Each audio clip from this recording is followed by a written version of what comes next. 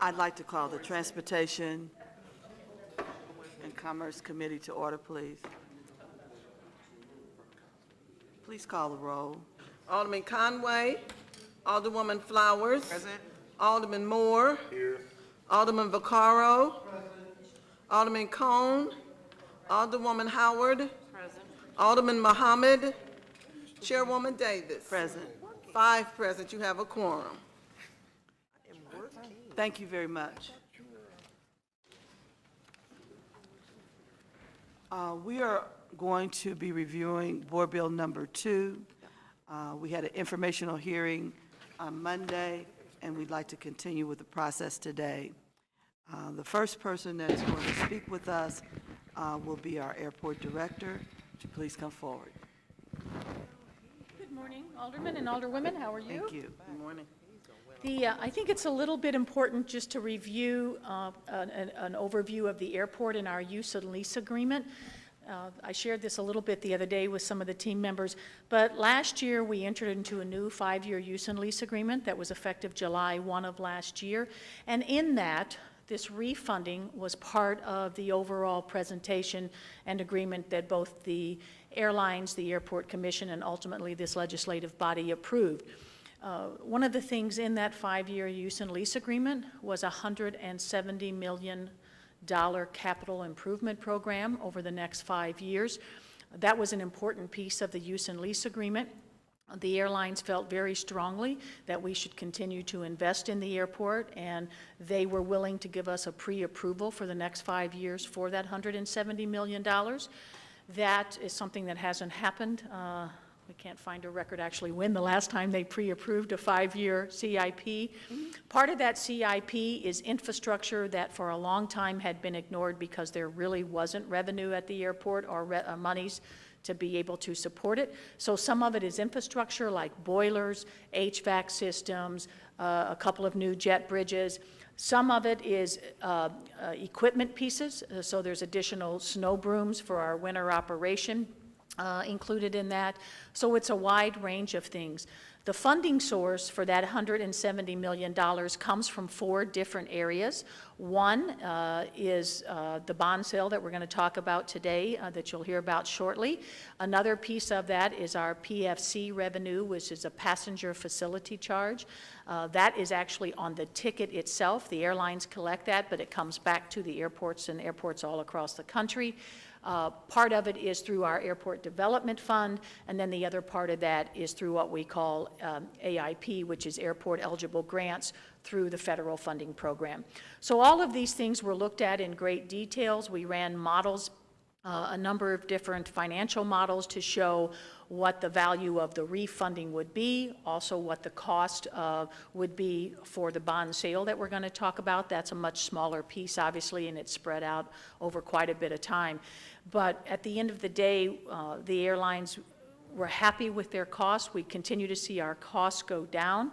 That's a result of our debt reducing, but it's also a result of more revenues coming in. We've been able to open new restaurants. We've got a new lounge that's coming to Terminal 2. We have another local restaurant, RFP, on the street right now. We've seen our parking revenues increase. So there's a whole number of things that's a culmination of. But the good piece is that we're here today. This isn't anything that should be new to any members of this committee. I know some of the members are new, but it's certainly for our airline partners and for this body is something that we've been looking forward to and talking about in the past year. So with that, I'm going to turn it over to Jim. Jim's going to walk through the process a little bit, and then I think we'll both be open for Q&A if there's an opportunity and there's questions that you have. Thank you. Thank you, Jim.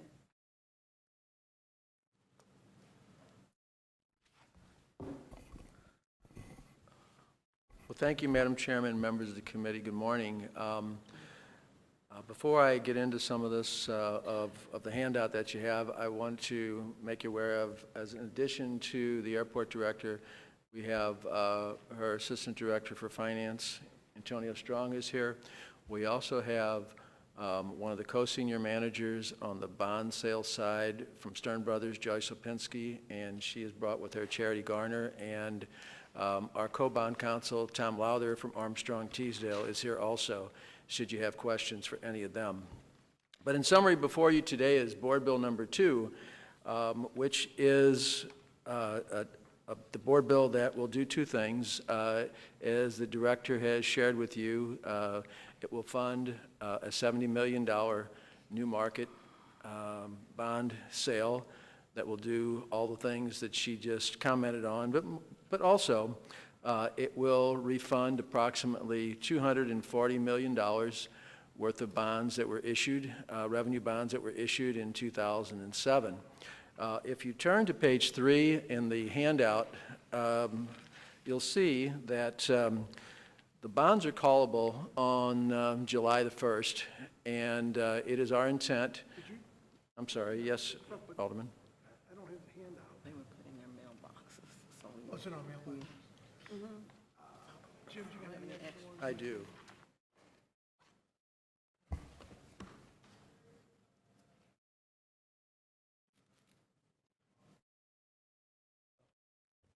Thank you. That I didn't look, I'm sorry. Okay, and Alderman, we're looking at just page 3 at this point, whereby the bonds are callable July 1, and in order to maximize the savings for the airport, we would like to be in a position to have closed on the sale of the refunding and the new money in time to meet that July 1 call date. And so if we're able to do that, if you look at page 4, you will see that the refunding piece is going to yield approximately $29 million in savings to the debt service structure for the airport. So it's a very significant refunding at this point in time. And as you can see in the lower left-hand corner, that we can structure the savings a number of ways. In this particular example, and with the approval of the airport, we're going to take as large a piece up front as we can to give them the maximum benefit sooner than later. So that's what we're doing there. I think that's probably what all we have for you at this point in time, except for questions. The last page in this that I'd like to share with you is the team that will be working on this deal in terms of our senior managers and our co-managers, as well as bond counsel and who will be the underwriter counsels. One additional thing I did forget to say is that the rating agencies, we have continued to see our ratings at the airport go up. We have another rating agency call with Moody's and S&P next Thursday. Our goal at that call is to get, we have one of our ratings with positive outlook. Our goal is going to try to be to get all 3 of them with a positive outlook. So we'll see if that happens. But the rating agencies are very excited about this refunding. They see it as another step forward. The savings is going to be a pretty substantial savings to the airport. So we have been able in the last 6 years to take advantage. I believe this is the 4th refunding, Antonio? So it's our 4th refunding in the last 5.5 years we've been able to take advantage of, and that's another step in the right direction, because for a long time we weren't able to do that because our ratings were low and there wasn't going to be a savings there. This is going to be a nice savings on the interest that we're currently at versus where we'll be in the future. Okay. One of the things I asked your team member, I believe from, is it from Siebert?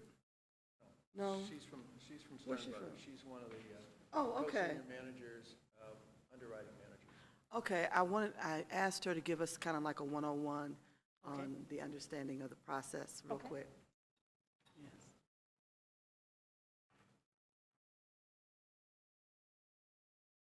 Sure. Good morning, everyone. Good morning. Now, remind me one-on-one of the process as far as overall the refunding process. Yes, please. I'll try and keep this short. I mean, basically, when you issue bonds originally, and these were in 2007, as far as the refunding bonds, they have a call provision on them. And so basically, that is July 1, 2017. So once you get to that call date, it's the city's, it's an optional call at your option. So the city has the option to redeem those bonds July 1 or any time thereafter. And so because the interest rates are so low, now is a good time to move forward.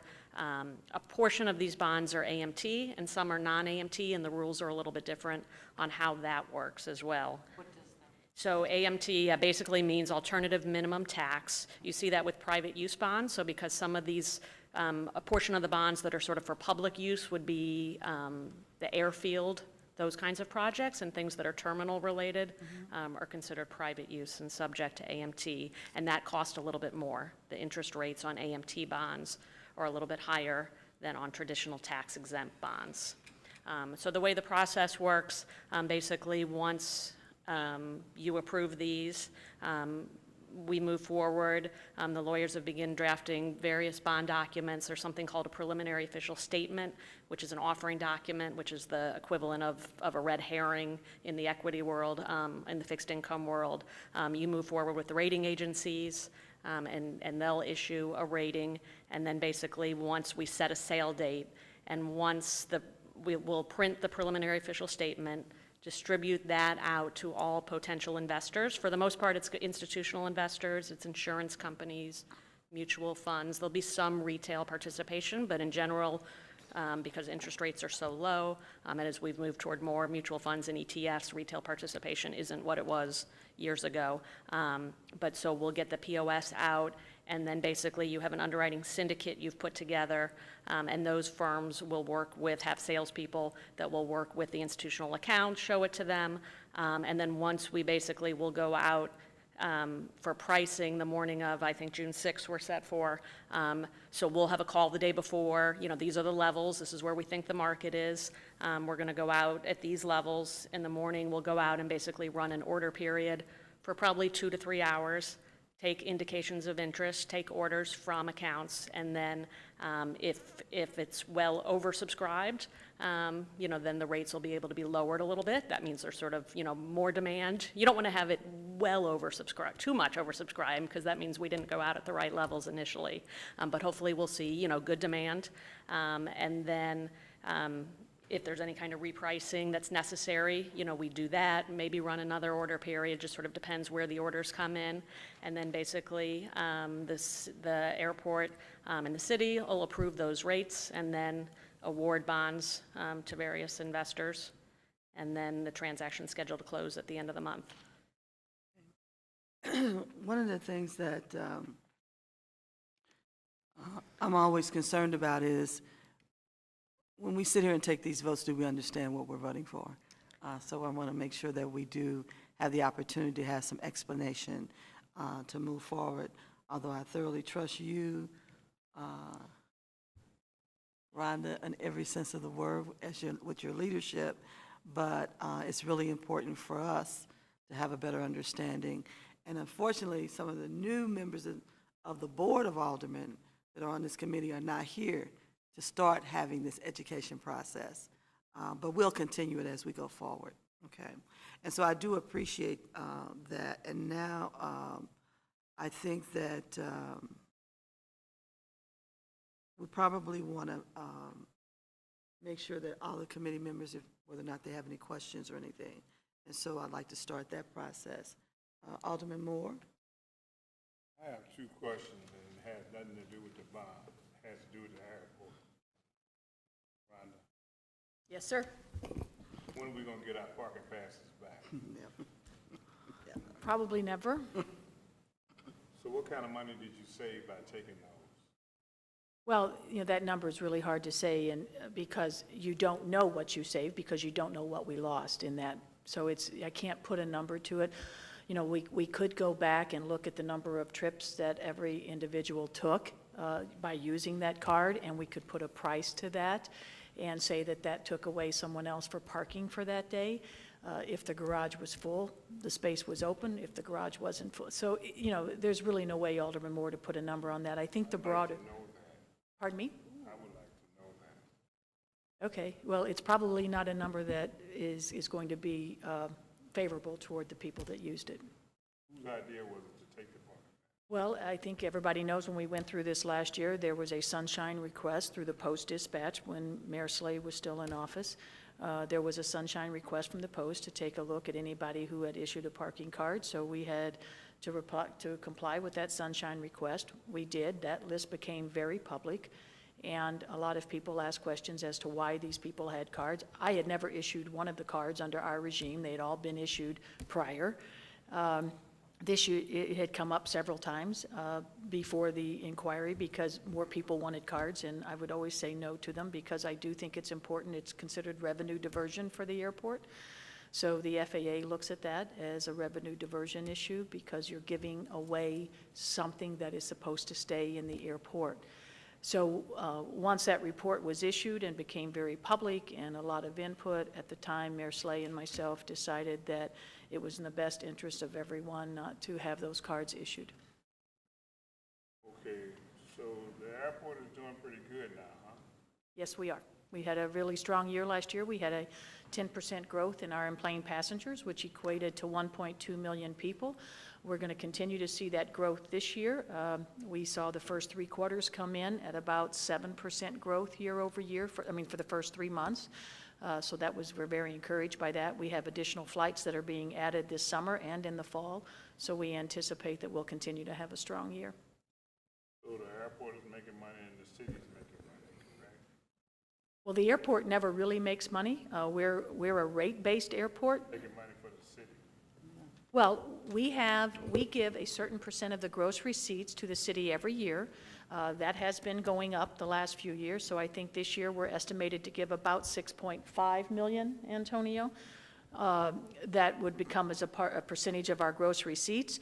At the end of the day, the airport itself is really technically a non-for-profit. We're able to keep some of the revenue that goes into our development fund, but the rest goes back into a rate base, which is what we charge our airlines for operating at the airport. And the goal is to continue to lower that, to be more competitive. So why are they trying to privatize?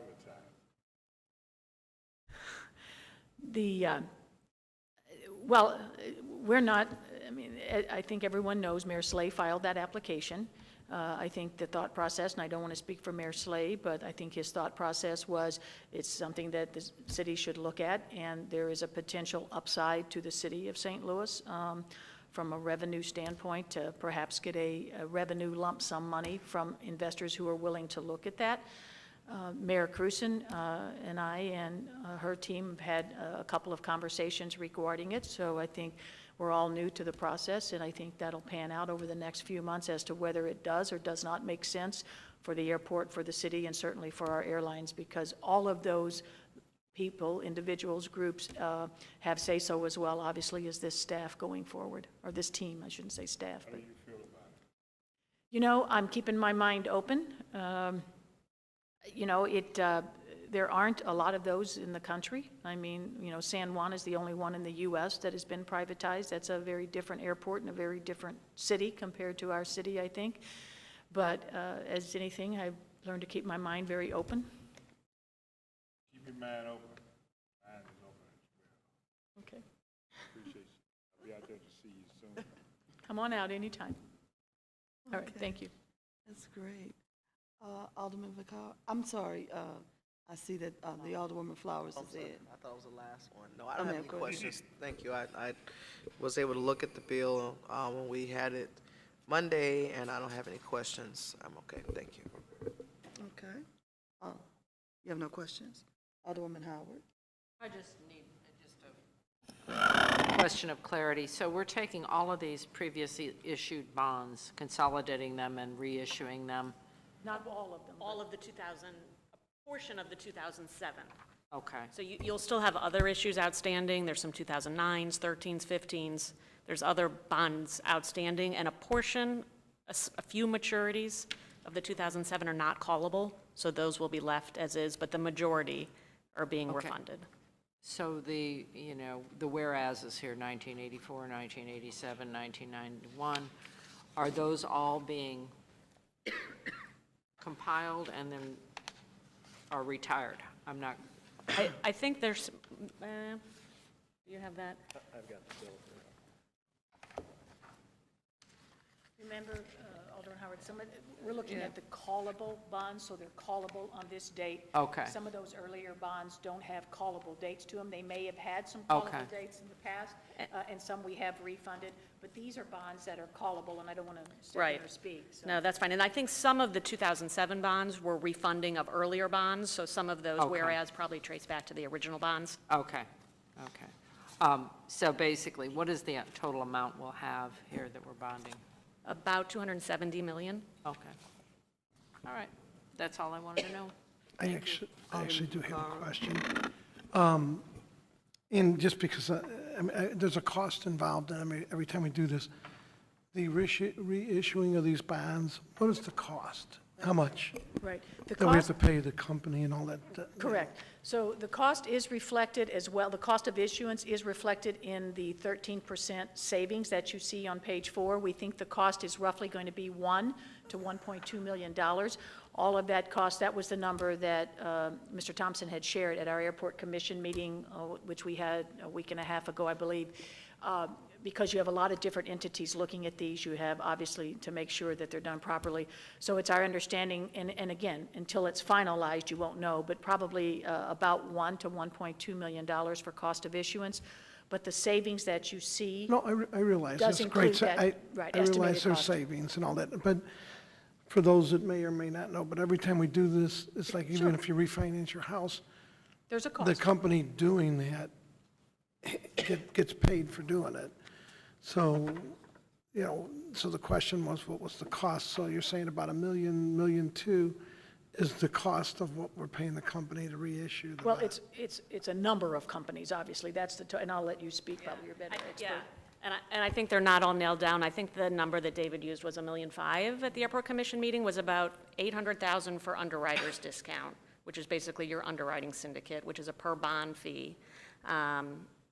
And then the other cost of issuance, he said, would probably be about $700,000, and that's your financial advisors and your bond counsel, your underwriters counsel, your rating agency fees. There's going to be a surety bond fee for partial of the reserve fund, so all those cost of issuance that go in. So about $1.5 million. Okay, it was more just, I know there was a cost, I just thought maybe some of the newer may not know. It's a good point, especially for any new members that haven't gone through these before. Jim, you had If I may, Madam Chairman, thank you.